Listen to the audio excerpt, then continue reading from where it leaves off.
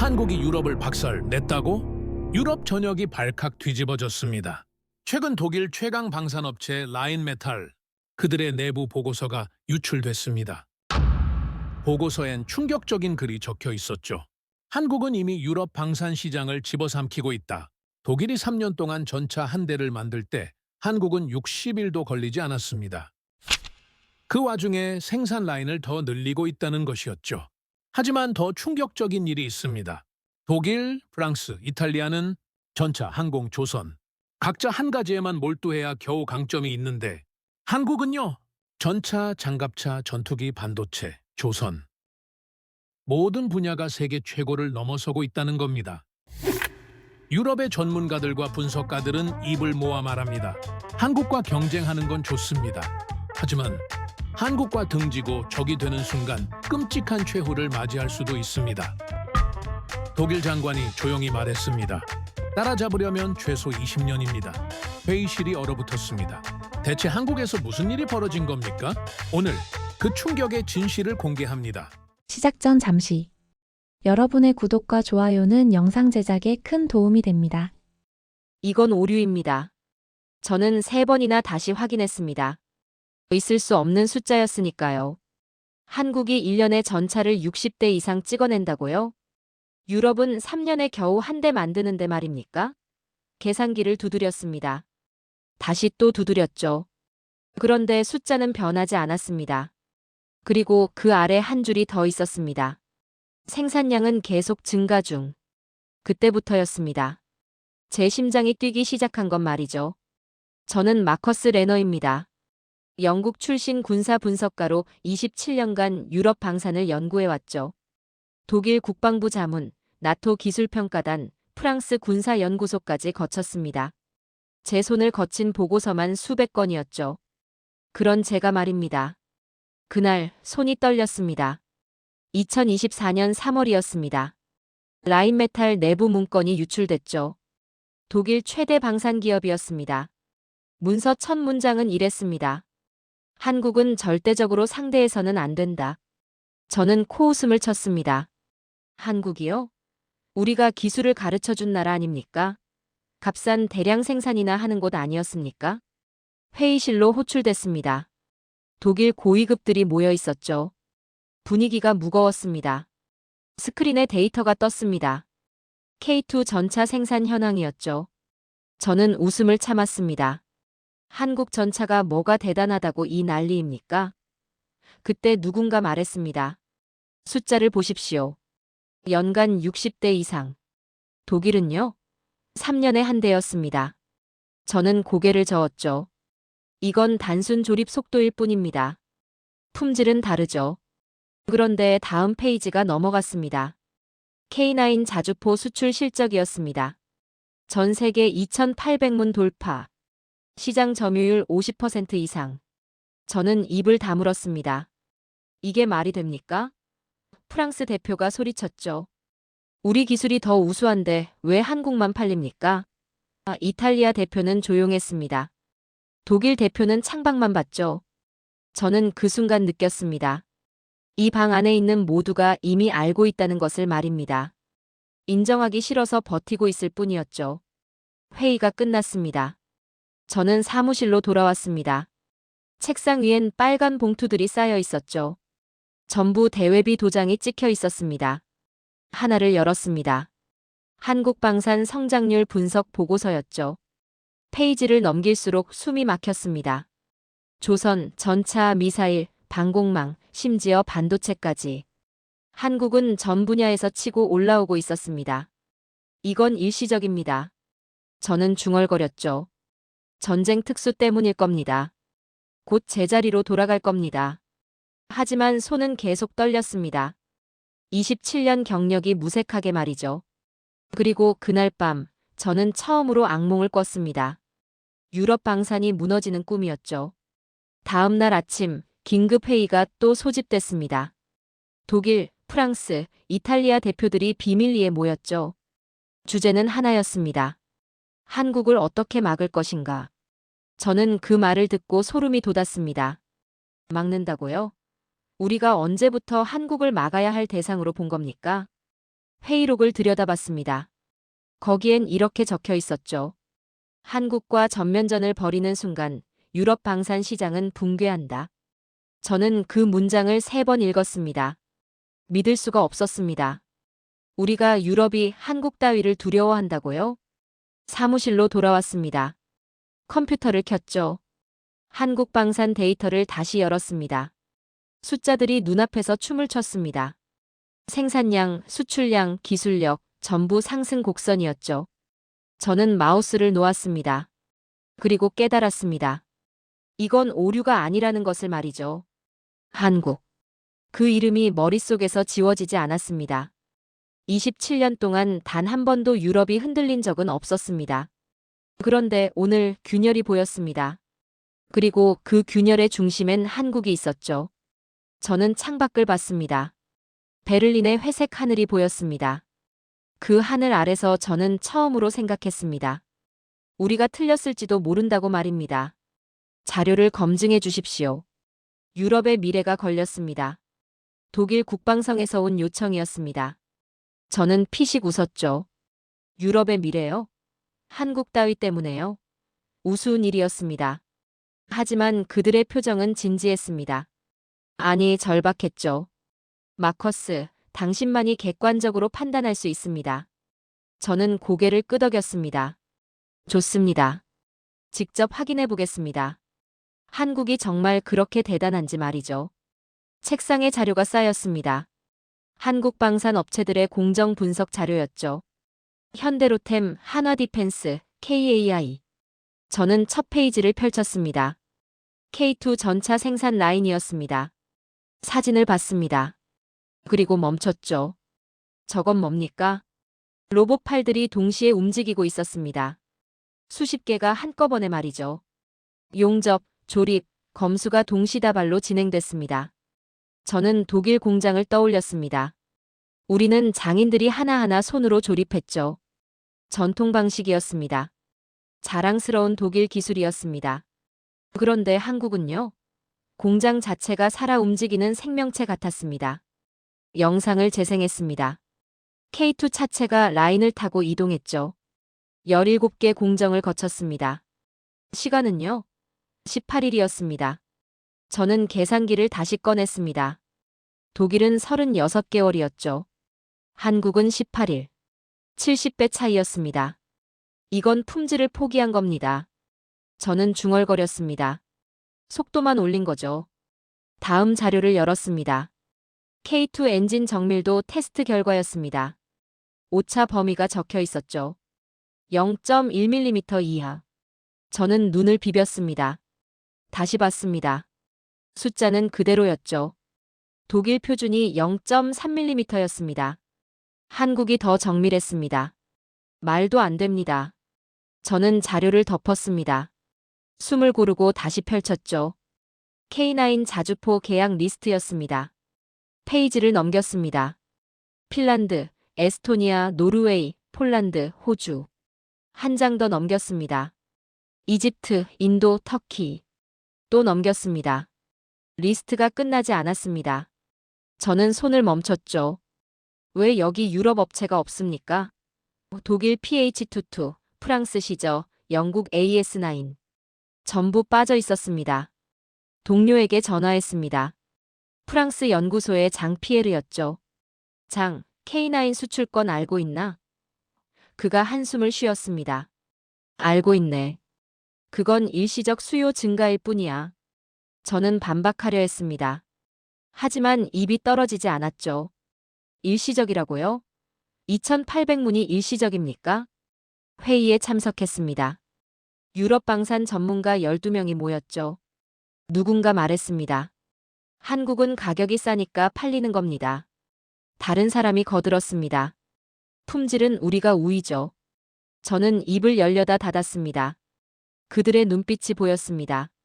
간절함이었죠. 우리가 여전히 최고라고 믿고 싶어하는 눈빛이었습니다. 사무실로 돌아왔습니다. 모니터를 켰습니다. 한국 생산 공정 영상을 다시 재생했죠. 로봇 팔들이 움직였습니다. 불꽃이 튀었습니다. 철판이 잘렸습니다. 용접이 끝났습니다. 17일이 지났습니다. 한 대가 완성됐죠. 저는 영상을 멈췄습니다. 그리고 독일 공장 사진을 펼쳤습니다. 장인 3명이 포탑을 조립하고 있었습니다. 렌치를 들고 있었죠. 손으로 하나하나 볼트를 조이고 있었습니다. 아름다운 광경이었습니다. 전통이었습니다. 하지만 느렸습니다. 너무 느렸죠. 저는 2장의 사진을 나란히 놓았습니다. 한국과 독일. 미래와 과거였습니다. 우리가 낡은 겁니까? 혼잣말이 나왔습니다.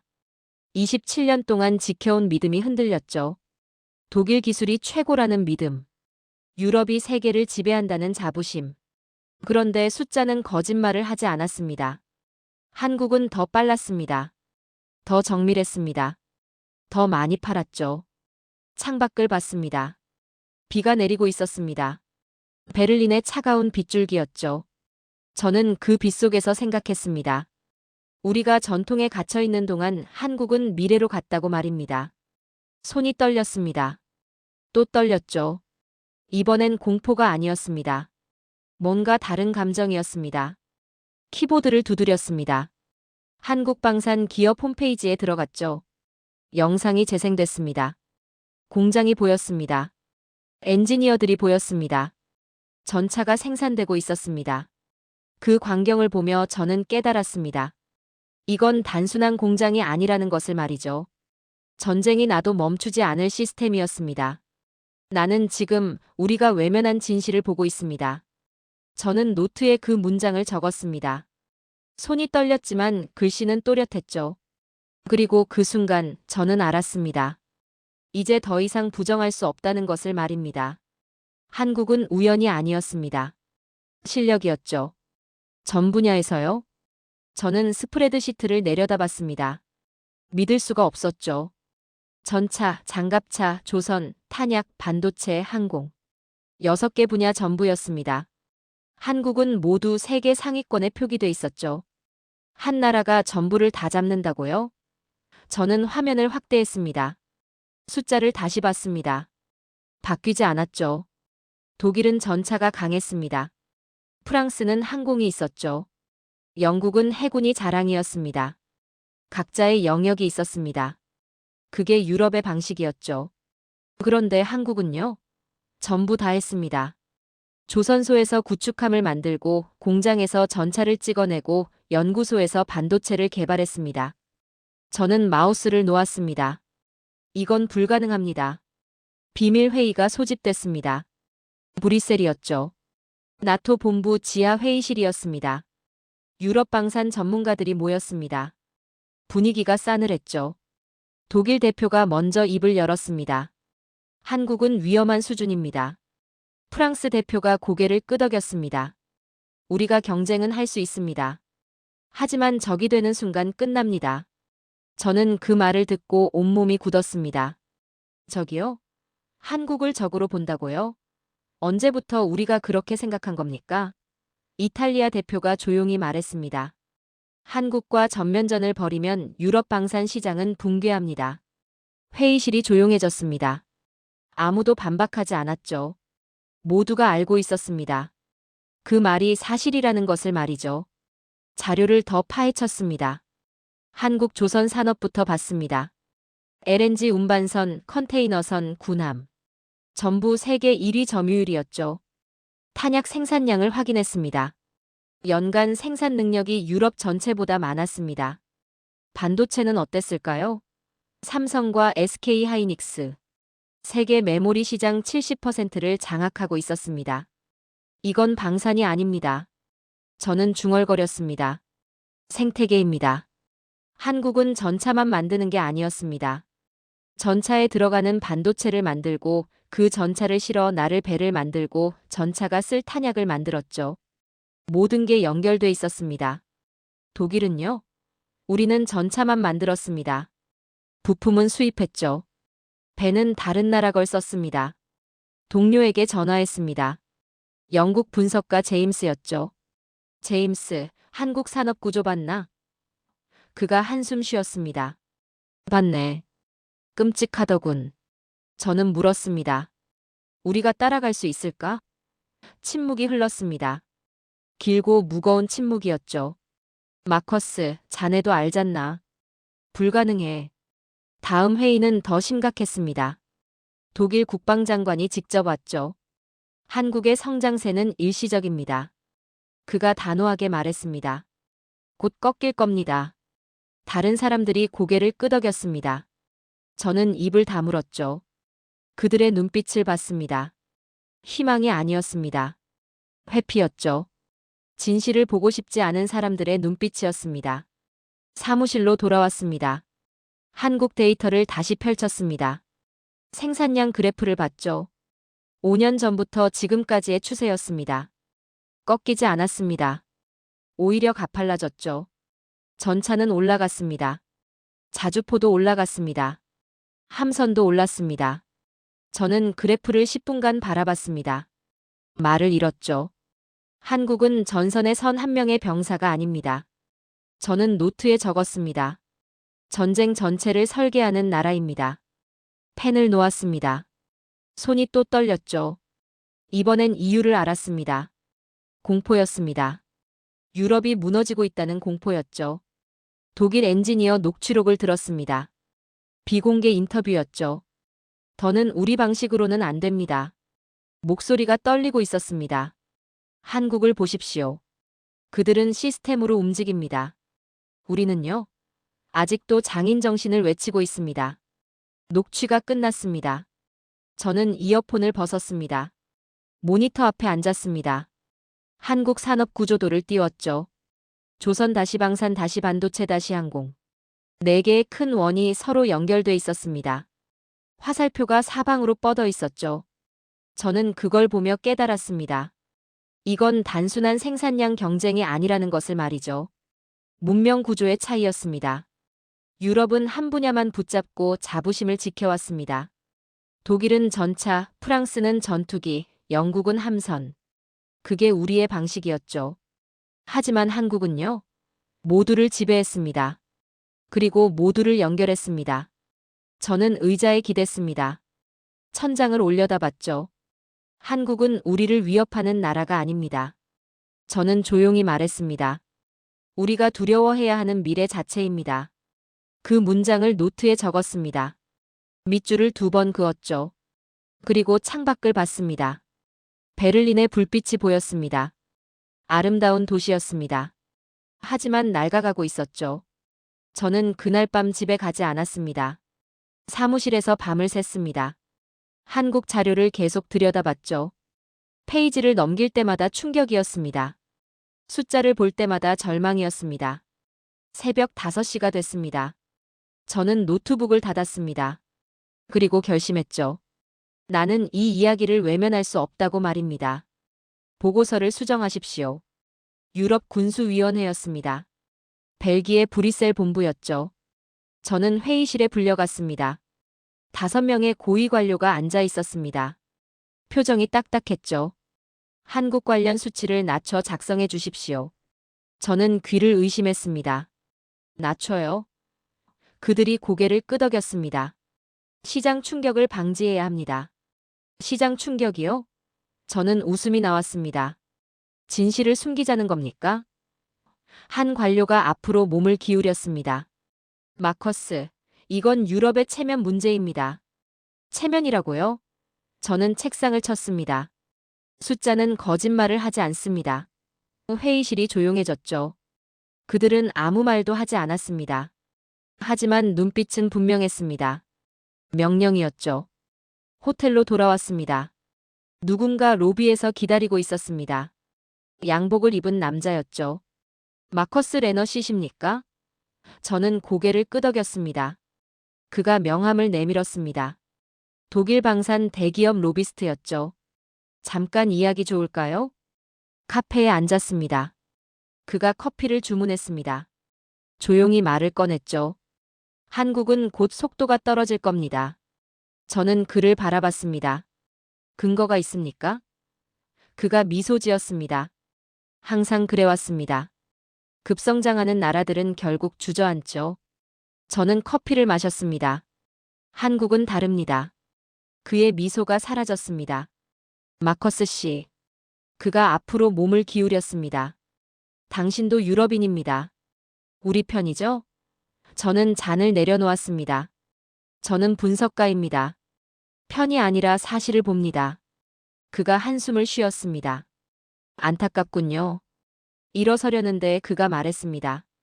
보고서를 조심스럽게 쓰시길 바랍니다. 협박이었죠. 사무실로 돌아왔습니다.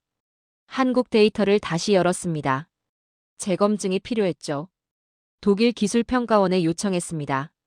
일주일 뒤 결과가 왔습니다. 봉투를 뜯었습니다. 손이 떨렸죠. 첫 페이지를 펼쳤습니다. 그리고 숨이 막혔습니다. 기존 수치보다 더 빠릅니다. 생산성이 올라가고 있었습니다. 불량률은 내려가고 있었죠. 조립 속도는 독일 대비 5배였습니다. 정밀도는 2배 우위였습니다. 저는 보고서를 덮었습니다. 다시 펼쳤죠. 숫자는 그대로였습니다. 이걸 어떻게 낮춰 쓰라는 겁니까? 중얼거렸습니다. 동료에게 전화했습니다. 독일 연구소의 하인츠였죠. 하인츠, 한국 재검증 결과 봤나? 침묵이 흘렀습니다. 봤네. 그의 목소리가 무거웠습니다. 하인츠, 우리 이걸 어떻게 해야 하지? 긴 침묵이 이어졌습니다. 마커스, 제발. 여기서 살아남으려면 가만히 있어. 저는 전화를 끊었습니다. 창밖을 봤죠. 베를린 거리가 보였습니다. 사람들이 걷고 있었습니다. 평범한 일상이었죠. 하지만 저는 알고 있었습니다. 이 평화가 거짓 위에 서 있다는 것을 말입니다. 회의가 또 있었습니다. 유럽 전문가 8명이 모였죠. 한국 대응 전략 논의였습니다. 프랑스 대표가 말했습니다. 우리가 단합하면 이길 수 있습니다. 영국 대표가 거들었습니다. 한국은 경험이 부족합니다. 독일 대표는 조용했습니다. 저도 입을 다물었죠. 회의가 끝났습니다. 복도에서 동료 하나가 다가왔습니다. 조용히 속삭였죠. 마커스, 우린 이미 졌어. 저는 그를 봤습니다. 알고 있나? 그가 고개를 끄덕였습니다. 모두 알아. 하지만 아무도 말하지 않지. 그가 떠났습니다. 저는 그 자리에 서 있었죠. 사무실로 돌아왔습니다. 책상 위엔 빨간 봉투가 놓여 있었습니다. 열었습니다. 군수위원회 공문이었죠. 보고서 최종 제출 전 검토 필수. 명령이었습니다. 저는 공문을 구겨 쓰레기통에 던졌습니다. 다시 주웠죠. 펼쳤습니다. 찢을 수가 없었습니다. 노트북을 켰습니다. 한국 데이터를 다시 봤습니다. 숫자들이 눈앞에 펼쳐졌죠. 생산량, 품질, 속도. 모두 상승 곡선이었습니다. 저는 키보드에 손을 올렸습니다. 보고서를 써야 했습니다. 하지만 손이 움직이지 않았죠. 진실을 쓸 것인가, 거짓을 쓸 것인가. 27년 경력이 걸린 문제였습니다. 전문가로서의 신념이 흔들렸죠. 저는 영국인입니다. 유럽인이죠. 하지만 동시에 분석가였습니다. 사실을 기록하는 사람이었죠. 손이 떨렸습니다. 키보드를 쳤습니다. 첫 문장을 적었습니다. 대한민국 방산 산업 실태 보고서. 밑에 한 줄을 더 적었습니다. 본 보고서는 어떠한 정치적 압력도 받지 않은 순수 데이터 분석 결과입니다. 엔터를 쳤습니다. 그리고 본문을 쓰기 시작했죠. 사실만을 적었습니다. 숫자만을 기록했습니다. 손이 떨렸지만 멈추지 않았습니다. 새벽 3시였습니다. 보고서가 완성됐습니다. 40페이지였죠. 한 글자도 거짓이 없었습니다. 한 줄도 낮추지 않았습니다. 저는 파일을 저장했습니다. 백업도 했죠. 그리고 조용히 말했습니다. 진실은 감출 수 없다. 창밖을 봤습니다. 베를린에 동이 트고 있었습니다. 새로운 날이 시작되고 있었죠. 저는 그 새벽빛 속에서 결심했습니다. 이 보고서를 세상에 내놓겠다고 말입니다. 설령 제 경력이 끝나더라도 말이죠. 직접 확인하고 오십시오. 독일 국방성 장관이었습니다. 책상을 마주하고 앉았죠. 한국에 가십시오. 누구보다 정확하게 보고 오십시오. 저는 고개를 끄덕였습니다. 가야 했습니다. 직접 봐야 했죠. 숫자만으론 부족했습니다. 이틀 뒤 저는 인천행 비행기에 올랐습니다. 11시간이 걸렸습니다. 창밖을 봤죠. 구름이 흘러갔습니다. 저는 긴장하고 있었습니다. 무엇을 보게 될까요? 정말 그 숫자들이 진실일까요? 손이 차가웠습니다. 비행기가 착륙했습니다. 인천공항이었죠. 공항을 나섰습니다. 깨끗했습니다. 효율적이었죠. 군더더기가 없었습니다. 차가 기다리고 있었습니다. 한국 국방부에서 보낸 차량이었죠. 창원으로 가겠습니다. 안내원이 말했습니다. 저는 고개를 끄덕였습니다. 3시간을 달렸습니다. 공장이 보였습니다. 현대로템이었죠. 게이트를 통과했습니다. 거대한 건물들이 늘어서 있었습니다. 저는 차에서 내렸습니다. 공기가 달랐습니다. 긴장감이 느껴졌죠. K2 생산 라인입니다. 안내원이 문을 열었습니다. 저는 안으로 들어갔죠. 그리고 멈췄습니다. 숨이 막혔습니다. 로봇 팔들이 춤을 추고 있었습니다. 수십 개가 동시에 움직였죠. 불꽃이 튀었습니다. 철판이 잘렸습니다. 용접이 진행됐습니다. 속도가 믿을 수 없었습니다. 저건 말이 안 나왔습니다. 독일 공장과 완전히 달랐습니다. 우리는 장인이 하나씩 조립했죠. 여기는요. 시스템이 살아 움직였습니다. 전차 차체가 라인을 타고 이동했습니다. 17개 공정을 지나갔죠. 저는 시계를 봤습니다. 3시간이 지났습니다. 포탑이 장착됐습니다. 하루에 몇 대나 만듭니까? 엔지니어에게 물었습니다. 그가 대답했죠. 풀가동 시 일주일에 5대입니다. 저는 계산했습니다. 한 달이면 20대였습니다. 독일은요? 1년에 4대였죠. 저는 입을 다물었습니다. 다음 구역으로 갔습니다. 품질 검사실이었습니다. 엔지니어가 포탑을 측정하고 있었죠. 레이저 장비였습니다. 숫자가 화면에 떴습니다. 오차 범위 0.05mm. 저는 눈을 의심했습니다. 다시 재주십시오. 그가 다시 쐈습니다. 0.04mm였죠. 이건 어떻게 가능합니까? 목소리가 떨렸습니다. 독일도 0.3mm였습니다.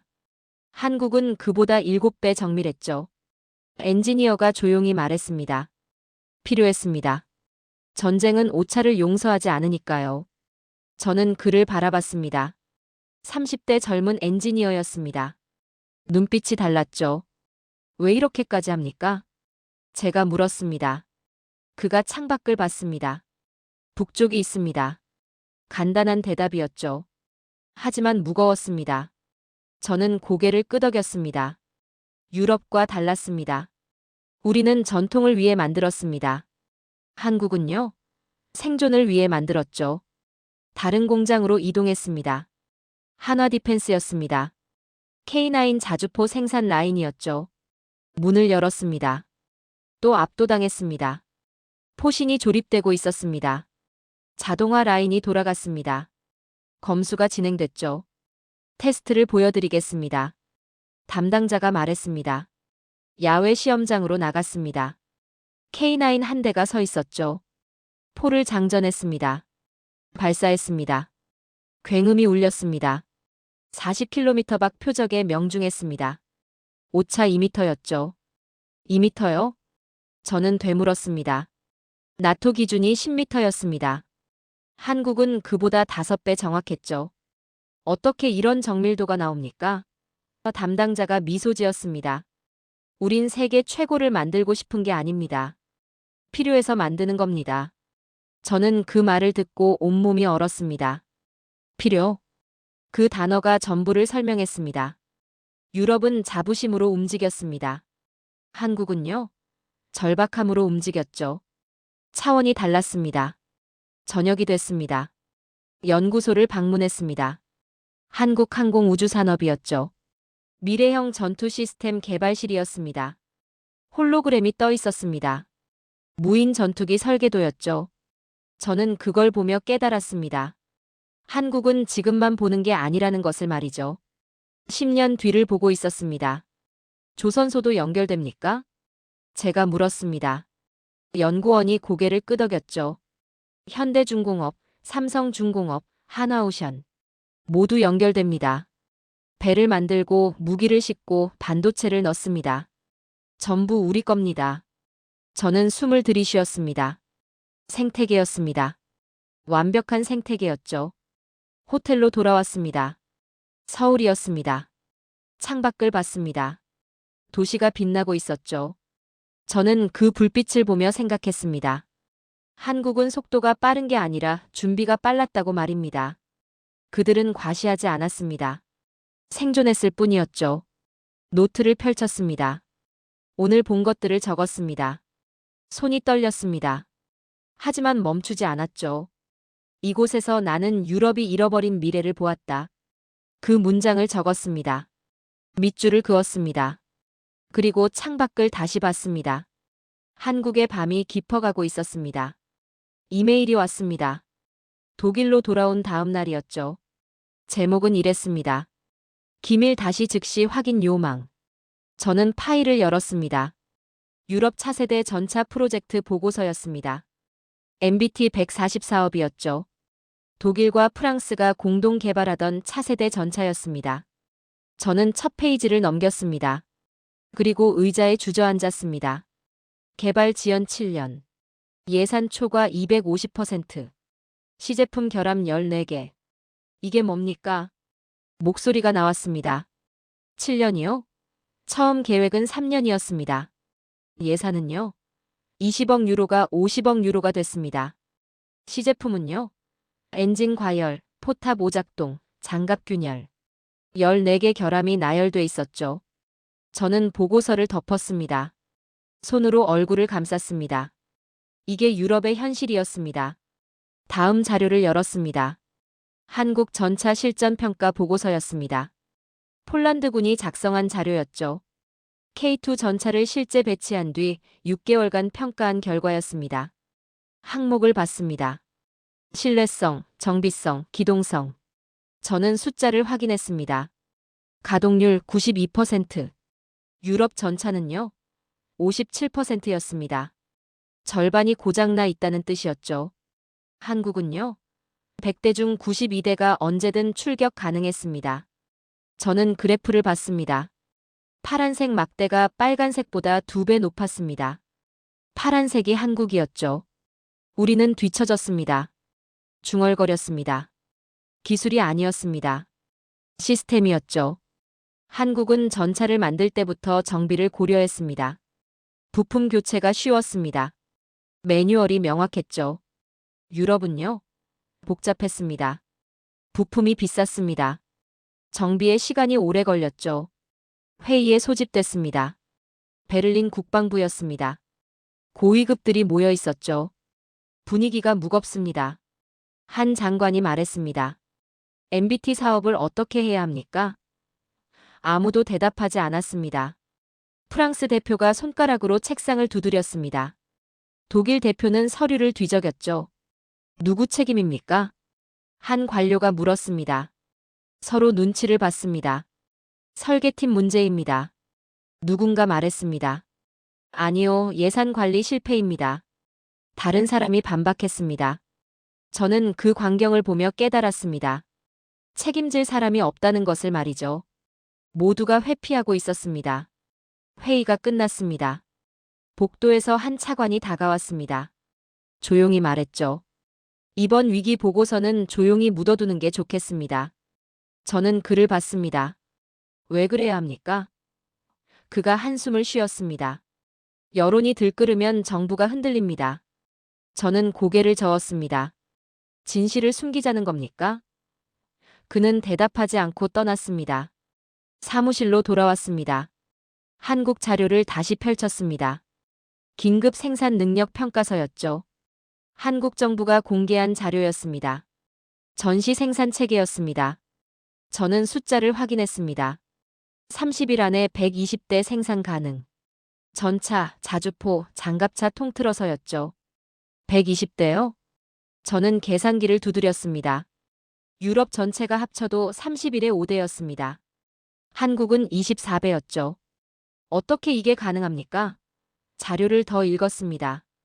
24시간 3교대 체계, 부품 사전 비축, 민간 공장 즉시 전환 시스템.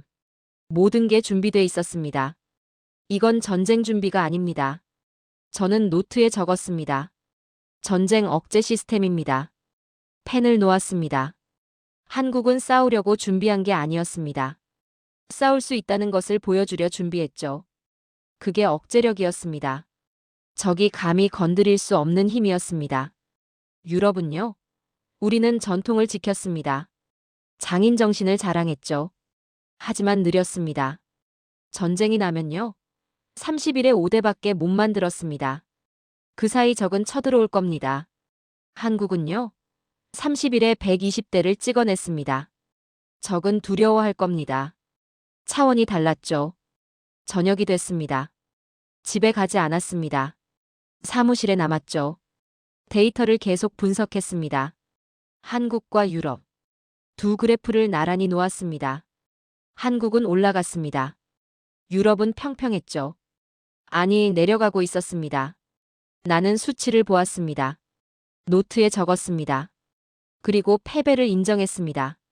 손이 떨렸습니다. 27년 경력이 무너지는 순간이었죠. 하지만 거짓말할 수 없었습니다. 전문가였으니까요. 숫자는 명확했습니다. 한국이 이겼습니다. 완전히 이겼죠. 창밖을 봤습니다. 베를린 불빛이 보였습니다. 아름다운 도시였죠. 역사가 깃든 곳이었습니다. 하지만 과거에 갇혀 있었습니다. 한국은요? 미래로 달리고 있었죠. 저는 그 차이를 이제 분명히 알았습니다. 키보드를 켰습니다. 최종 보고서를 쓰기 시작했습니다. 제목을 적었죠. 대한민국 방산 산업의 구조적 우위와 유럽의 대응 전략. 첫 문장을 적었습니다. 한국은 위협이 아니다. 우리가 배워야 할 유일한 모델이다. 엔터를 쳤습니다. 본문을 써내려갔습니다. 사실만 적었습니다. 과장하지 않았죠. 숫자를 나열했습니다. 그래프를 첨부했습니다. 손이 떨렸지만 멈추지 않았습니다. 새벽 4시가 됐습니다. 보고서가 완성됐죠. 저는 파일을 저장했습니다. 그리고 조용히 말했습니다. 이제 돌아가야 합니다. 진실을 말하기 위해 발표를 시작하겠습니다. 브뤼셀이었습니다. 나토 본부 지하 3층이었죠. 비밀 회의실이었습니다.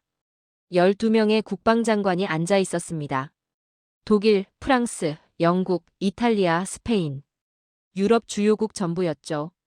저는 단상에 섰습니다. 손이 떨렸습니다. 하지만 목소리는 굳건했죠. 오늘 발표할 내용은 어떤 정치적 압력도 받지 않았습니다. 첫 문장이었습니다. 회의실이 조용해졌습니다. 장관들이 저를 봤죠. 저는 리모컨을 눌렀습니다. 슬라이드가 넘어갔습니다. 제목이 떴습니다. 대한민국 방산 산업 실태 분석. 밑에 한 줄이 더 있었죠. 유럽이 직면한 현실. 다음 슬라이드였습니다. 생산 속도 비교 그래프였죠. 파란색과 빨간색 막대가 나타났습니다. 저는 레이저 포인터를 들었습니다. 유럽 전차 1대 생산 기간입니다. 빨간색을 가리켰죠. 36개월입니다. 회의실에서 한숨 소리가 들렸습니다.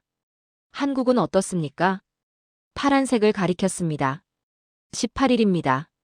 침묵이 흘렀습니다. 무거운 침묵이었죠. 독일 장관이 앞으로 몸을 기울였습니다. 18일이라고요? 저는 고개를 끄덕였습니다. 정확히 말하면 공정주기입니다. 전체 라인으로 보면 일주일에 5대를 생산합니다. 프랑스 장관이 손을 들었습니다. 품질은 어떻습니까? 저는 다음 슬라이드를 넘겼습니다. 정밀도 비교표였죠. 유럽 표준 오차 0.3mm입니다. 한국은요? 숫자를 가리켰습니다. 0.05mm입니다. 회의실이 얼어붙었습니다. 이건 패러다임의 파괴입니다. 영국 장관이 중얼거렸습니다. 저는 그를 봤습니다. 맞습니다. 파괴입니다. 다음 슬라이드를 넘겼죠. 한국 산업 생태계 구조도였습니다. 조선, 방산, 반도체, 항공. 4개의 원이 화살표로 연결돼 있었습니다. 한국은 전차만 만들지 않습니다.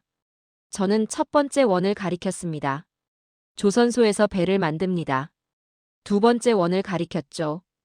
공장에서 전차를 만듭니다. 세 번째 원이었습니다. 반도체 기업에서 전자장비를 만듭니다. 마지막 원을 가리켰습니다. 항공사에서 헬기와 드론을 만듭니다. 화살표를 따라 포인터를 움직였습니다. 그리고 이 모든 게 연결됩니다. 이탈리아 장관이 일어섰습니다. 잠깐만요. 저들은 방산을 만드는 게 아니라 말을 잇지 못했습니다. 저는 그 문장을 완성했죠. 세상을 만듭니다. 장관이 천천히 앉았습니다. 다음 슬라이드였습니다. 수출 실적 비교였습니다. K9 자주포 2800문, K2 전차 1000대 이상, 천궁 방공 시스템 다수 국가 계약. 저는 숫자를 하나씩 짚었습니다. 폴란드, 호주, 노르웨이, 핀란드, 에스토니아, 이집트, 사우디아라비아. 목록이 이어졌습니다. 왜 유럽 제품이 없습니까? 스페인 장관이 물었습니다. 저는 다음 슬라이드를 넘겼습니다. 가격 대비 성능 그래프였죠. 가격이 저렴하고 성능이 우수하기 때문입니다. 간단한 대답이었습니다. 하지만 냉혹했죠. 손이 떨렸습니다. 이제 마지막이었습니다. 저는 숨을 들이쉬었습니다. 마지막 슬라이드를 넘겼죠. 화면이 검게 변했습니다. 하얀 글씨 하나만 떠 있었습니다. 결론. 한국과 경쟁하는 것은 가능합니다. 저는 천천히 말했습니다. 회의실이 조용했죠. 장관들이 숨을 죽였습니다. 저는 다음 문장을 이었습니다. 그러나 한국을 적으로 만드는 순간 멈췄습니다. 시선이 집중됐죠. 저는 단호하게 말했습니다. 유럽 방산 시장은 붕괴합니다. 침묵이었습니다. 아무도 말하지 않았습니다. 30초가 지났습니다. 1분이 지났죠. 독일 장관이 입을 열었습니다. 구체적으로 설명하십시오. 저는 고개를 끄덕였습니다. 한국의 생산 능력은 유럽을 압도합니다. 첫 번째 이유였습니다. 가격 경쟁력도 우위입니다. 두 번째였죠. 품질은 동등하거나 우수합니다. 세 번째였습니다. 그리고 가장 중요한 것. 저는 회의실을 둘러봤습니다. 한국은 통합 생태계를 갖췄습니다. 우리는 분절돼 있죠. 프랑스 장관이 책상을 쳤습니다. 그럼 우리는 어떻게 해야 합니까? 저는 마지막 슬라이드를 띄웠습니다. 협력. 한 단어였습니다. 한국과 협력해야 합니다. 그들의 속도를 배우고 우리의 기술을 결합해야 합니다. 영국 장관이 물었습니다. 그게 가능합니까? 저는 고개를 끄덕였습니다. 가능합니다. 하지만 전제가 있습니다. 시선이 집중됐죠. 오만함을 버려야 합니다. 회의실이 무거워졌습니다. 발표가 끝났습니다. 저는 단상에서 내려왔습니다. 장관들이 웅성거렸죠. 독일 장관이 일어났습니다. 협력안을 검토하겠습니다. 프랑스 장관도 고개를 끄덕였습니다. 우리도 동의합니다. 하나둘 손이 올라갔습니다. 복도로 나왔습니다. 다리가 후들거렸습니다. 동료 하나가 다가왔죠. 마커스, 해냈네. 저는 고개를 끄덕였습니다. 진실을 말했을 뿐입니다. 그가 어깨를 두드렸습니다. 용기 있었어. 사무실로 돌아왔습니다. 의자에 앉았습니다. 창밖을 봤죠. 브뤼셀 하늘이 맑았습니다. 저는 깊게 숨을 쉬었습니다. 오늘 유럽은 진실을 들었습니다. 중얼거렸습니다. 손이 떨렸습니다. 하지만 후회는 없었죠. 노트를 펼쳤습니다. 오늘 날짜를 적었습니다. 그 밑에 한 줄을 적었죠. 이 보고서를 발표하는 순간 나는 돌아갈 다리를 불태웠다. 하지만 진실은 불편해도 기록해야 한다. 펜을 놓았습니다. 그리고 조용히 웃었습니다. 6개월이 지났습니다. 유럽은 변하고 있었습니다. 독일은 한국에 대규모 기술 파견단을 보냈죠. 한국식 속도를 배우겠습니다. 장관의 말이었습니다. 프랑스도 움직였습니다. K9 자주포 공동 생산안을 제시했죠. 영국은 조선 기술 협력을 논의했습니다. 저는 그 모든 과정을 지켜봤습니다. 회의에 참석했죠. 보고서를 작성했습니다. 그리고 느꼈습니다. 세상이 바뀌고 있다는 것을 말이죠. 한국은 더 커졌습니다. 폴란드가 K2 전차를 추가 주문했습니다. 사우디아라비아가 천궁 시스템을 도입했죠. 호주는 K9 생산 라인을 자국에 설치했습니다. 숫자로 봤습니다. 한국 방산 수출액이 200억 달러를 넘었습니다. 세계 4위였죠. 어떻게 이런 일이 가능합니까? 독일 의회에서 질문이 나왔습니다. 저는 증인으로 섰죠. 한국은 필요해서 만들었습니다. 과시가 아니라 생존이었습니다. 의원들이 고개를 끄덕였습니다. 전쟁 억제력도 바뀌었습니다.